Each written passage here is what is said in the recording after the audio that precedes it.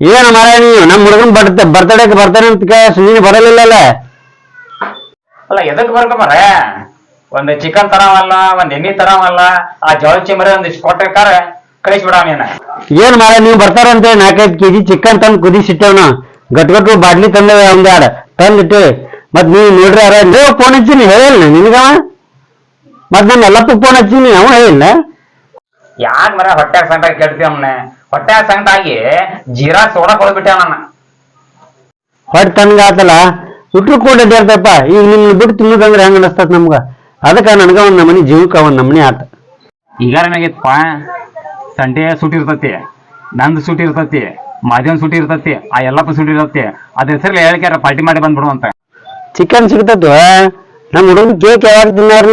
ದವಾಗ್ ಹೋಗುವಂತ, ದವಾಕ್ ಹೋಗಿ ಚಿಕನ್ ತಿನ್ಸ, ತಿಂದ ಮ್ಯಾಗ ಬೇಕ್ರಿಗೆ ಬಂದ ಕೇಕ್ ತಿನ್ಸ್ಬಿಡಲ್ಲ, ಆಯ್ ಹೋಗ್ಕತಿ ಮತ್ತೆ ಯಾಕೆ. ಆತಪ್ಪ ನೀವ್ ಅಂದಂಗ ಆಗ್ಲಿ ಮತ್ತೇನ್ ಮಾಡುದು.